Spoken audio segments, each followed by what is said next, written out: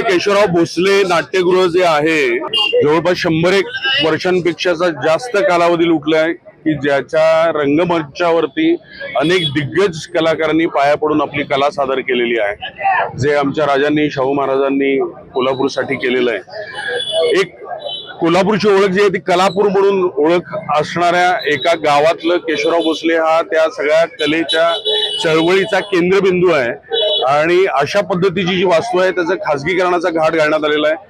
20 तारखेच्या सभेमध्ये त्यांचा ठरावही मंजूर झालेला आहे। त्या ठरावाच्या विरोधात आम्ही आजचं आंदोलन करत आहोत।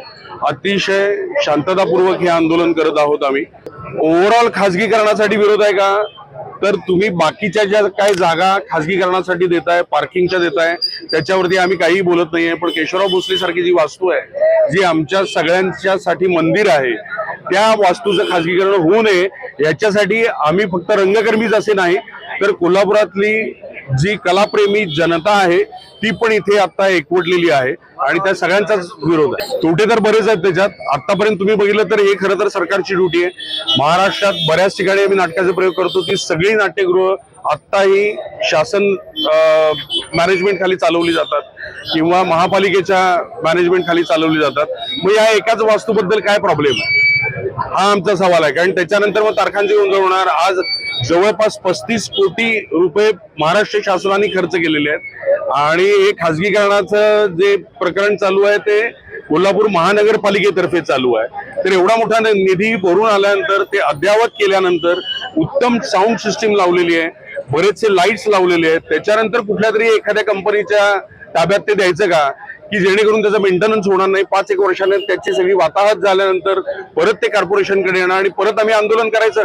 मी केशवराव भोसलेसाठी आम्ही नाटकाचे प्रयोग करायचे का आंदोलनाचे प्रयोग करायचे हेच समजेन असं झालेलं आहे आम्हाला। हे तुमच्याकडूनच आम्हाला समजतंय, कुणाला दिलं जातं याच्याबद्दल आमच्याकडे काहीच माहिती नाहीये।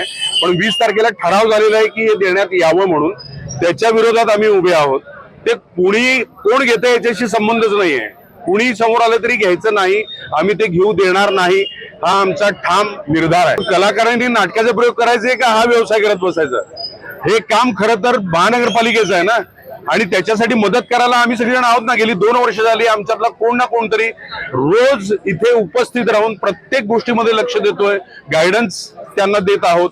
तसंच ह्याच्या पुढे जर काय त्याला मदत पाहिजे असेल तर आमच्यातला कोण ना कोणतरी तिथे उपस्थित राहणार आणि मदत करणार ना।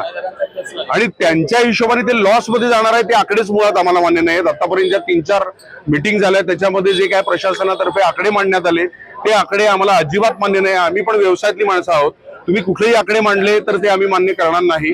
जेन्युइनली जर काही असेल तर ते मान्य केलं जाईल, अदरवाईज अजिबात त्याला मान्यता मिळणार नाही।